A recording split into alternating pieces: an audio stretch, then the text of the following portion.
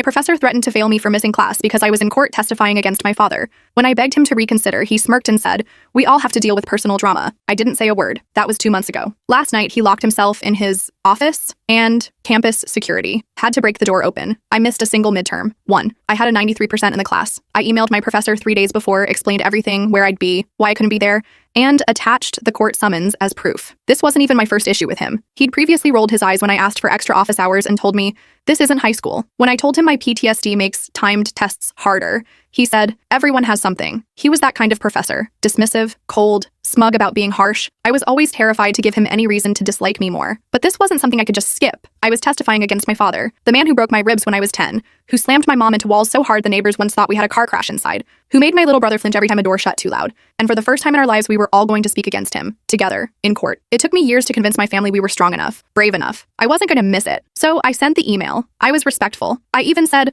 "I'll take a 0 if I have to. I just wanted to ask." He replied with, "We all have to deal with personal drama. If you miss this test, I will be forced to fail you from my class." That was it. No, sorry to hear that. No reschedule, no acknowledgement. I reread it 5 times. I felt like I was being slapped for even asking. His no terrified me, but not as much as what I was preparing for. Because when I walked into court to testify against my father, he looked right at me and said, "Loud enough for me to hear, you think this makes you free? I'll find you." That night after the trial, I couldn't sleep. So I made a video. No makeup. Hoodie on. Just me reading the email. Then I added a photo of the court docket, a blurred out version of the testimony schedule, a screenshot of the syllabus that clearly said, "Emergencies will be considered." I didn't expect much. By the time I woke up, the video had over 25,000 views. People were furious, and rightfully so. Students from my school flooded the comments. "Is this Professor Larrington? He failed me too when my mom died. He told me migraines weren't real." The university's email inbox slammed. By 5 p.m., he sent me a new email. "Apologies. You can retake the midterm. Let me know when." No apology for what he said. Just a reset. I retook the exam, got an 89, passed the class. I thought that was the end of it. It wasn't. 2 weeks later, I got a call from my mom. Her voice was shaking. "He knows," she said. "He knows where you are." I asked her what she meant. She told me my dad called her, laughing. Said he was proud of the TikTok I made. Said he hoped I was ready to see him again soon. He mentioned the university, my dorm building, even my class schedule. I asked how he got that. She said, "He said a professor gave it to him." My heart stopped as I realized I knew exactly which professor contacted him. I quickly filed an incident report. They escalated it to admin. My lawyer called the courthouse, confirmed it. My dad had posted bail. He was out. And now he knew where I was, because the same man who punished me for testifying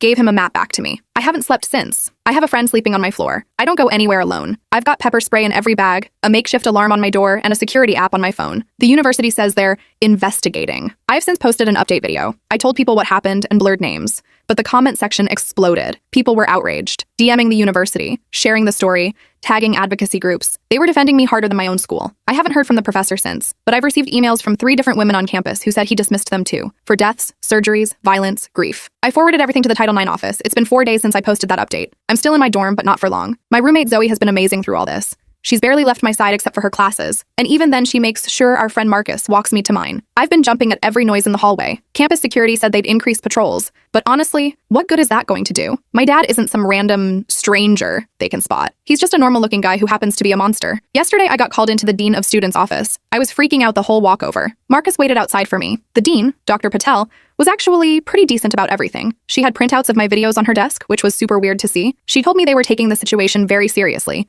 and that Professor Larrington had been placed on administrative leave pending investigation. I should have felt relieved, but all I could think was that now he had even more free time to help my dad. I asked what they were doing about my safety. Dr. Patel offered to move me to a different dorm, but I pointed out that my dad already knew which building I was in. What's to stop him from just waiting outside and following me? She didn't have a great answer for that. The university apparently can't do much beyond filing a police report, which I'd already done myself. When I got back to my dorm, I had 3 new emails from other students. All of them had horror stories about Professor Larrington. One guy, Trevor, said Larrington failed him after he missed a final because his apartment caught fire. Another student, May, said he told her that her anxiety was just an excuse when she asked for extended time. It's like this guy gets off on making students suffer. I spent most of the night researching my options. The campus police suggested I get a restraining order against my dad, but that's just a piece of paper. It won't stop him if he really wants to find me. My mom called again. She's staying with my aunt in another state, and she's taken my little brother out of school. At least they're safe. This morning, I woke up to a notification that someone had tried to access my student portal. The IT department flagged it as suspicious because it came from an IP address across town. My hands were shaking so bad I could barely type my password to change it. I called campus IT right away, and they confirmed someone had tried to log in multiple times. They couldn't tell me who, but we all know. I decided I needed to get off campus. My friend Amber offered to let me crash at her apartment for a while. It's off-campus housing, not listed anywhere in my student records. I packed a bag with the essentials and some textbooks. Zoe helped me carry everything to Amber's car when she came to pick me up. I felt like I was being watched the whole time, scanning every face, every car. Amber's place is small but secure. 3rd floor, good locks, and her roommate Darius is this huge guy who plays football. I feel safer here than in my dorm, but I still jump every time someone knocks on the door. I've been sleeping on their couch, trying to keep up with my classes online as much as possible. The Title IX coordinator emailed me this afternoon. She wants to meet tomorrow to discuss next steps regarding Professor Larrington. I'm nervous about going back to campus, but Amber and Darius both offered to come with me. Strength in numbers, I guess. I've been checking my phone constantly. Part of me is terrified I'll get a message from my dad, and part of me is terrified I won't and he'll just show up somewhere. I keep having flashbacks to when I was a kid, how he would act all normal and charming in public, then turn into a monster at home. No one ever believed us because he was so good at hiding it. My therapist squeezed me in for an emergency session over Zoom. She reminded me to breathe, to focus on what I can control, but it's hard when it feels like my life is spiraling. She suggested I document everything, which I've been doing obsessively. Every weird notification, every suspicious email, every time I think I see someone who looks like my dad or Professor Larrington. The comments on my videos are still blowing up. Some people are saying I should sue the university. Others are offering to let me stay with them, which is nice but also kind of scary considering I don't know these people. A few trolls are saying I'm making it all up for attention, which makes me want to scream. Why would anyone make this up? I got a weird email tonight from an address I didn't recognize. It just said, "You should be more careful about what you share online." No signature, nothing else. I reported it to campus security, but they just added it to my file. I'm trying not to panic, but it's getting harder. My brother called me from my aunt's house. He's only 15, but he sounded so grown up. He told me he was proud of me for standing up to dad, for making the videos. He said he wished he was brave like me. I started crying because I don't feel brave at all. I feel terrified all the time, but hearing him say that made me realize I have to keep fighting. Not just for me, but for him, too. Tomorrow, I have to go meet with the Title IX people. Then I have a class I can't miss because we have a group project presentation. I'm going to have Amber drop me off and pick me up.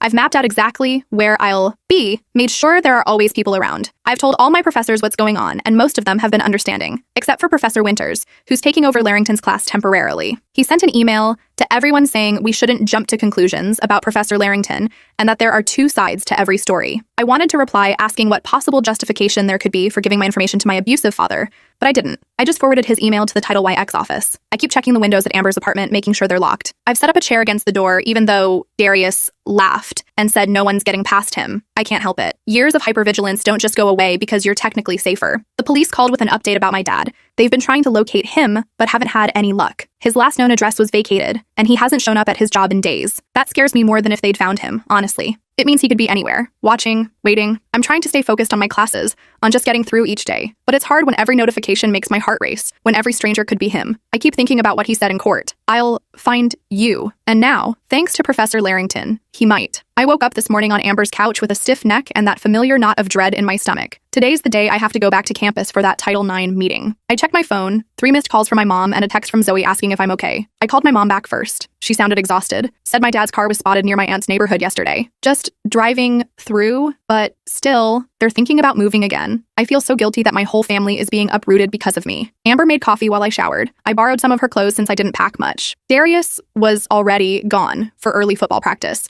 but he left a note saying he'd meet us on campus later. The ride to school was quiet. I kept checking the mirrors to see if anyone was following us. Amber noticed and tried to distract me by blasting music and singing badly. It helped a little. We parked far from the administration building, which meant walking across the quad. I wore a baseball cap and kept my head down. Stupid, probably. It's not like my dad wouldn't recognize me just because I'm wearing a hat. Every male figure in the distance made my heart rate spike. A guy who looked vaguely like Professor Larrington was talking to some students near the library, and I nearly had a panic attack until I realized it was just Professor Chen from the math department. The Title IX coordinator, Ms. Reeves, met us in a small conference room.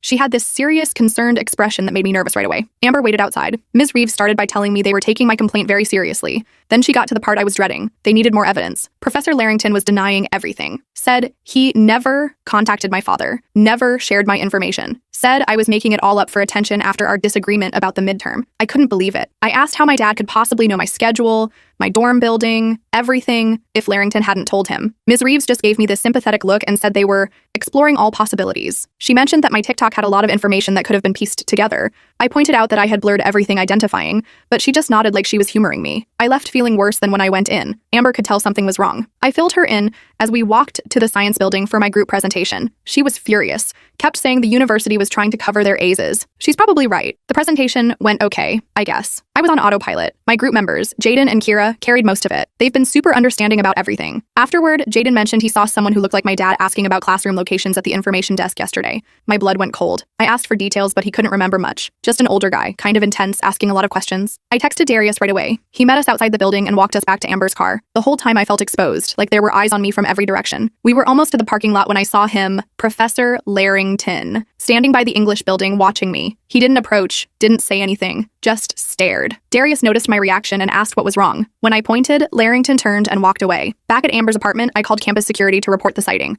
They said they'd make a note of it, but couldn't do anything since he wasn't technically banned from campus yet. The investigation was still ongoing. I wanted to scream. I checked my email and found a message from Dr. Patel, the dean. She wanted to meet again tomorrow. No explanation why. Just urgent matters to discuss. Great. More stress. Amber suggested I stay off social media for a while, but it's the only place I feel supported right now. The comments on my videos are full of people sharing similar stories, offering advice, virtual hugs. Some law students even messaged me offering to help with restraining orders pro bono. I took one of them up on it. A third year named Vanessa who seems to really know her stuff. I couldn't sleep that night. Kept thinking I heard noises outside the apartment. Around 3 a.m., a car alarm went off in the parking lot. I nearly jumped out of my skin. Darius went to check it out but said it was just some random car, probably set off by a cat or something. Still, I stayed awake until sunrise, just staring at the ceiling. The meeting with Dr. Patel the next day was unexpected. She seemed different, less sympathetic, more businesslike. She had a folder in front of her with printouts of my TikToks. She started by saying the university was concerned about the narrative being presented online, that they had a responsibility to all parties involved, including Professor Larrington. My stomach dropped. Then she slid a paper across the desk. It was an agreement, basically saying I would remove my videos,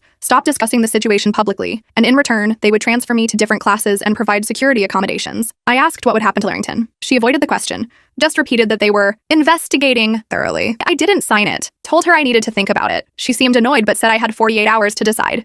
As I was leaving, she mentioned that these situations could impact a student's academic standing and that the university values discretion. It felt like a threat. I was shaking when I met Amber outside. She took one look at my face and suggested we go get coffee off campus to talk. We went to this little place called Bean There, done that, about a mile from school. I was telling her about the meeting when I noticed a man sitting alone in the corner, partially hidden behind a newspaper. Something about his posture seemed familiar. I tried to get a better look without being obvious. The man lowered his paper slightly, and I caught a glimpse of his face. It wasn't my dad. It was worse. It was Professor Larrington. He was watching us. Amber saw my expression and turned to look. By the time she did, he was gathering his things. He walked past our table on his way out. Didn't say a word. Just gave me the small, knowing smile that made my skin crawl. We left immediately. Amber wanted to report it, but what would we say? That a professor was having coffee at a public place? It wasn't illegal, just terrifying. Back at the apartment, I found a note had been slipped under the door. Plain white paper, typed message. Family matters should stay in the family. No signature. Darius wasn't home yet. Amber called the police, but they just took a report over the phone. Said there was no explicit threat, so not much they could do. I was starting to feel like I was losing my mind. Was I overreacting? Was this all just coincidence? But then I remembered my dad's words in court. I'll find you. And I knew this was real. The danger was real. That night, someone tried to get into the apartment. We heard the doorknob rattling around midnight. Amber called 911 while Darius grabbed a baseball bat and stood by the door. By the time the police arrived, whoever it was had gone.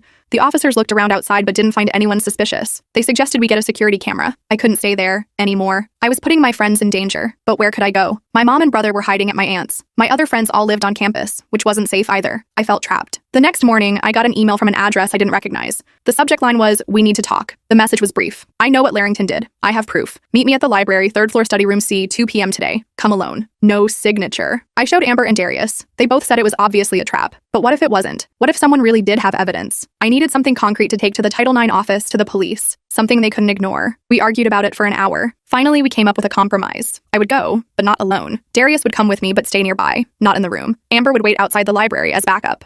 We'd all keep our phones on and ready to call for help. The library was busy when we arrived, which was reassuring. Lots of witnesses if anything happened. Darius positioned himself at a study table with a clear view of Room C. I took a deep breath and went in. The room was empty when I got there. I sat down, keeping my phone in my hand, ready to text Darius if needed. At exactly 2 p.m., the door opened. A woman walked in. I didn't recognize her at first. Then it clicked. She was Professor Larrington's teaching assistant, Natalie. I'd seen her in class a few times. She looked nervous, kept glancing over her shoulder as she sat down. She pulled out a folder and slid it across the table without saying anything. I opened it cautiously. Inside were printouts of emails between Professor Larrington and my father. My hands started shaking as I read them. The first email was from my dad, dated right after my TikTok went viral. He'd somehow found Larrington's email and reached out, saying he was concerned about his daughter and wanted to resolve the situation. Larrington's response was brief but damning. He gave my dad my sexual, my dorm info, everything. He even suggested times when I'd be alone between classes. I looked up at Natalie, who was watching me with a mixture of guilt and determination. She explained in a hushed voice that she had access to Larrington's university email for administrative purposes. She'd found these while looking for something else, and realized what was happening. She'd been debating what to do for days before finally deciding to contact me. I asked why she was helping me. She hesitated, then rolled up her sleeve. There were old scars on her arm. She didn't elaborate, just said she knew what it was like to be afraid of someone who should protect you. I thanked her, trying not to cry. This was it. Actual proof that Larrington had helped my dad. As we were talking, my phone buzzed with a text from Darius. Someone's watching the room. Older guy, baseball cap. Not coming closer, but definitely watching. My heart started racing. Natalie saw my face change and asked what was wrong. I showed her the text. She went pale, said she needed to go, that no one could know she'd helped me. She made me promise not to tell anyone where I got the emails. Before she left, she whispered that Larrington had been acting strange lately, paranoid, canceling office hours, jumping at noises, like he was afraid of something, or someone. After she left, I texted Darius to come get me. We exited through a different door than we came in, just in case. Outside, Amber was waiting in her car, engine running. We piled in and she took off before I could even close my door properly. Back at the apartment, I spread the emails out on the coffee table. They were damning, explicit. Larrington hadn't just given my dad information, he'd actively encouraged him. There was even one where he complained about entitled students who cry trauma to get special treatment. It made me sick. I called Vanessa, the law student, who'd offered to help. She came over that evening to look at the emails. She was furious on my behalf, said this was a clear FERPA violation, possibly criminal. She helped me scan everything, create a file with all the evidence, said I should take it to the police, not just the university. That night, I got another call from my mom. She was crying, said my dad had shown up at my aunt's house, just standing across the street, watching. They called the police, but he was gone before they arrived. They were packing to leave again, heading to a hotel. My brother got on the phone briefly. He sounded so small, so scared. It broke my heart. I couldn't sleep again. Kept thinking about my family on the run while I was hiding at a friend's apartment. About Professor Larrington smugly denying everything while secretly feeding information to my abuser. About the university trying to silence me rather than protect me. In the morning, I made a decision. I wasn't going to sign Dr. Patel's agreement. I wasn't going to be quiet. I was going to fight back. I made another video. This time, I didn't blur the emails. I didn't name Natalie or say how I got them, but I showed Larrington's words in his own writing. I explained how the university had tried to get me to sign an NDA, how they'd prioritized their reputation over my safety. I posted it before I could lose my nerve. It exploded even faster than the first one. Within hours, it had over 1 million views. News outlets started reaching out. Student groups on campus organized a protest outside the administration building. The hashtag #Fire Larrington was trending locally. Dr. Patel called me almost immediately. She sounded panicked, asked why I would escalate the situation when they were working on a resolution. I told her I had given them a chance to do the right thing, and they chose not to.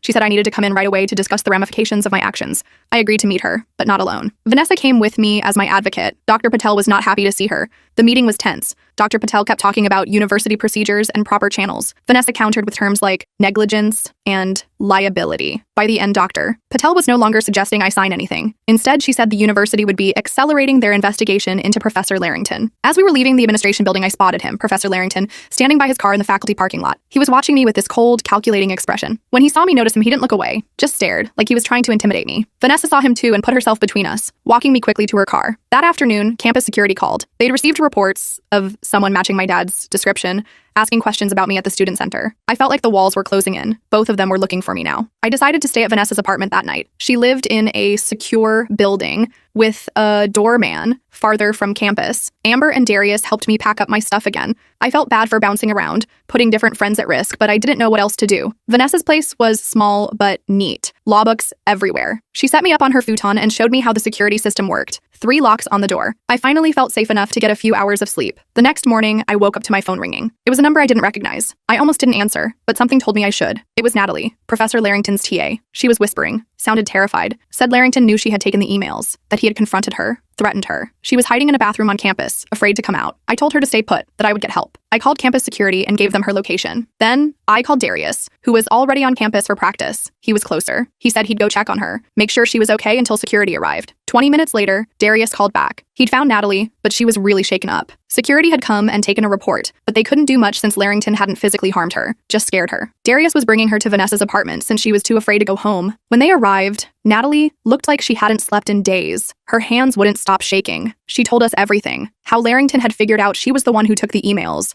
How he'd cornered her in his office and told her she'd regret interfering. How he'd mentioned knowing where she lived. It was the same playbook he'd used with me. Vanessa documented everything Natalie told us, taking notes for a potential restraining order. I made Natalie some tea, feeling a strange sense of calm despite everything. For the first time, I wasn't alone in this. Other people had seen behind Larrington's mask. We had evidence. We had each other. That afternoon, I got an email from the Title IX office. Professor Larrington had been placed on administrative leave pending the outcome of the investigation. His campus access had been revoked. It wasn't enough, but it was something. Natalie decided to stay with a friend rather than go home. Before she left, she hugged me and apologized for not coming forward sooner. I told her I understood. Fear is a powerful thing. Later that evening, my phone rang again. Unknown number. I answered cautiously. It was my dad. My blood turned to ice as I heard his voice. He sounded calm, almost cheerful, said he'd been looking all over for me, that we needed to talk face to face, that running and hiding wasn't going to solve anything. I didn't say a word, just listened in horror as he described places I'd been recently. The coffee shop, the library, Amber's apartment building. He knew. He'd been watching, following. He ended with, "Your professor friend isn't very reliable anymore, but I don't need him to find you." I hung up and immediately called the police. They took a report, but said the same thing as before. Without an explicit threat, there wasn't much they could do. They suggested I come to the station to file for a restraining order in person. Vanessa offered to drive me first thing in the morning. That night was the worst yet. Every noise made me jump. I kept thinking I saw shadows moving outside the windows. Vanessa stayed up with me talking, trying to keep my mind occupied. She told me about other cases she'd worked on,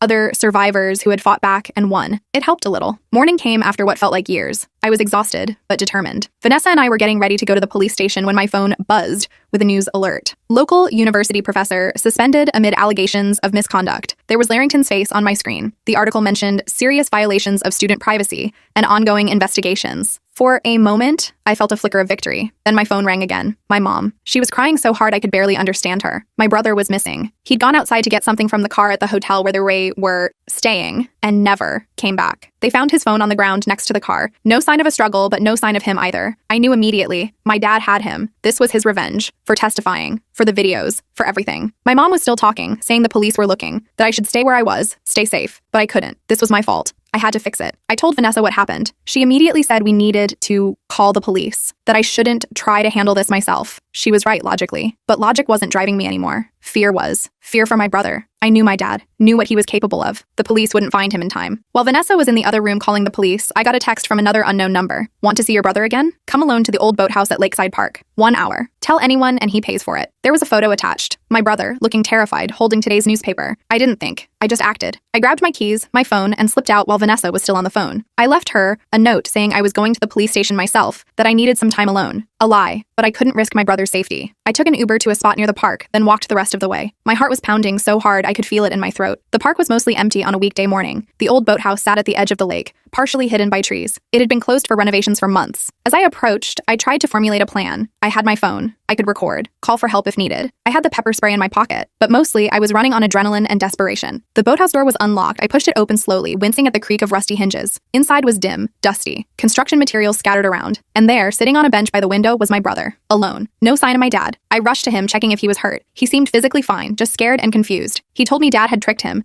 said mom needed help carrying something, had grabbed him and forced him into a car, brought him here and told him to wait, that I was coming. I was helping him up when I heard footsteps behind me. I turned, expecting to see my dad. Instead, I saw Professor Larrington. He was smiling that same cold smile from the coffee shop. And next to him, looking equally pleased with himself, was my father. Family reunion, my dad said, closing the door behind them. Just like old times. I froze, my arm still around my brother's shoulders. My dad and Larrington stood there, like some twisted team up I never saw coming. My mind was racing, trying to figure out how to get us both out of here safely. You two know each other? I asked, trying to buy time while I slipped my hand into my pocket, feeling for my phone. My dad laughed. Your professor reached out after your little internet stunt. Turns out we have a lot in common. Both of us dealing with ungrateful kids who don't know their place. Larrington nodded. Your father understands respect. Something you clearly never learned. I could feel my brother trembling beside me. I squeezed his shoulder, trying to reassure him. My phone was in my pocket, but I couldn't exactly pull it out and call for help with them watching. I needed a distraction. So what's the plan here? I asked,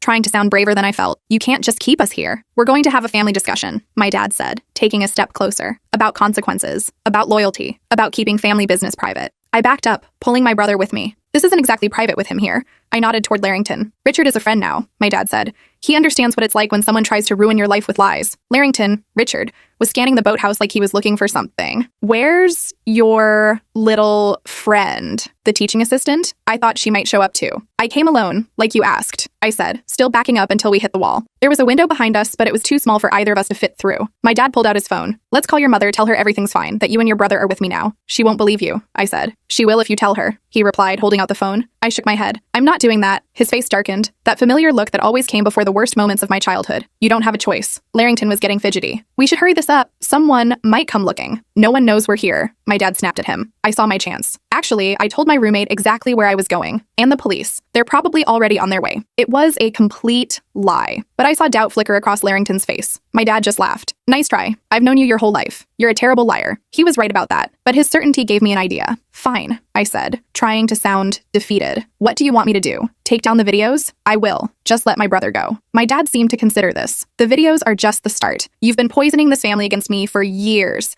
making up stories, turning your mother against me, your brother. My brother, who had been silent until now, suddenly spoke up. She didn't make up anything. I saw what you did to Mom, to her, to all of us. My dad's attention shifted to him, and I used that moment to slide my hand back into my pocket. This time, I managed to press the emergency SOS on my phone. I had no idea if it would work, if anyone would come, but it was something. You, too? My dad said to my brother. After everything I've done for you? What have you ever done except make us afraid? My brother shot back, and I felt a surge of pride through my fear. He'd always been the quiet one, the one who tried to stay invisible around our dad. Larrington was pacing now, clearly nervous. This is taking too long. We need to get them out of here. To where? I asked, trying to keep them talking. Every minute we stalled was another minute for someone to realize we were missing. Somewhere we can sort this out privately, my dad said. As a family. He's not family. I nodded at Larrington again. No, but he's been very helpful, my dad smiled. Providing information, a place to meet. He even suggested this little trip might convince you to be more cooperative about those videos. Larrington stopped pacing. I never said to hurt them, just to scare them a little. Make them understand actions have consequences. My dad gave him a look that made my blood run cold. I'd seen that look before, right before the worst beatings. Sometimes lessons need to be memorable. I could see Larrington realizing he might be in over his head. He wasn't a physical abuser like my dad. He was the type who used his position, his authority, different kinds of monsters. This wasn't the agreement, Larrington said, backing toward the door. I'm not getting involved in anything illegal. My dad's attention was fully on Larrington now. A bit late for that, isn't it? Sharing student information? Helping me find them? Pretty sure that's already illegal. While they argued, I whispered to my brother, when I say run, head for the door. Don't stop. He gave a tiny nod. I reached into my other pocket, gripping the pepper spray. I'm leaving, Larrington announced, turning toward the door. This has gone too far. My dad grabbed his arm. You're not going anywhere until this is finished. That was my chance. Run! I shouted, pulling out the pepper spray and aiming it at both men.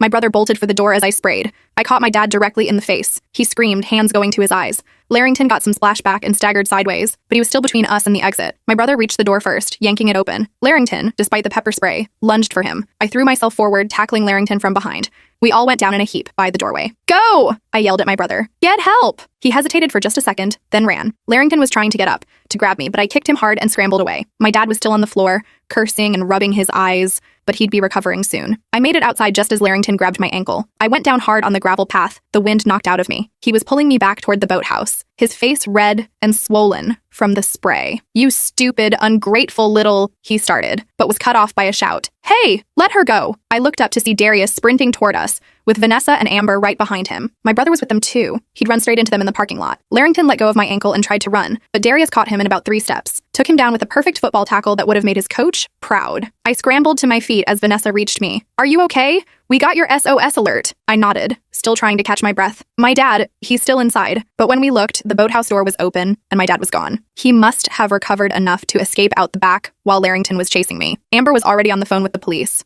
Darius had Larrington pinned to the ground, the professor no longer looking smug or intimidating, just pathetic. He helped my dad kidnap my brother, I told Vanessa, pointing at Larrington. They were working together. Larrington started protesting his innocence, claiming he was forced to help, that he was a victim too. Nobody was buying it. The police arrived within minutes, multiple cars with lights flashing. They took statements from all of us, put Larrington in handcuffs. Started a search for my dad, who had vanished into the wooded area behind the boathouse. My mom showed up while I was talking to an officer. She ran to us, hugging my brother and me so tight I could barely breathe. She kept apologizing, saying she should have watched him better, should have known something like this might happen. It's not your fault, I told her. It's his. It's always been his. The next few hours were a blur. More police, more statements, a trip to the hospital to get checked out, even though neither my brother nor I was seriously hurt. Just some scrapes and bruises. The emotional damage would take longer to heal. They found my dad's car abandoned about a mile away, but no sign of him. The police put out an alert, set up patrols around our homes, the university, anywhere he might show up. By evening, we were all at Vanessa's apartment. The police had advised us not to go back to any of our usual places until my dad was found. My mom and brother took the bedroom. Amber and Darius crashed in the living room. Vanessa gave me her futon again. I couldn't sleep. Kept replaying everything in my head. how close we'd come to something much worse, how my brother had stood up to our dad, how my friends had shown up exactly when we needed them. Around 3 a.m., my phone buzzed with a text from an unknown number. My heart stopped until I read it. It's Natalie. Just heard what happened. Are you okay? I texted back that we were safe. She replied that she'd given a statement to the police about Larrington, that she had even more emails showing how he'd helped my dad, that she was done being afraid. The next morning, the university president called me personally. He apologized for how everything had been handled, said Professor Larrington had been fired, effective immediately, that they were launching a full investigation into how the administration had responded to my complaints. Dr. Patel sent an email too, a formal apology, an offer to help with whatever I needed. Too little, too late. But at least it was something. The police called with an update. Larrington was being charged with multiple crimes, violating FERPA, conspiracy, aiding in a kidnapping. He was facing serious jail time, no sign of my dad yet, but they were confident they'd find him. A week passed. We stayed at Vanessa's,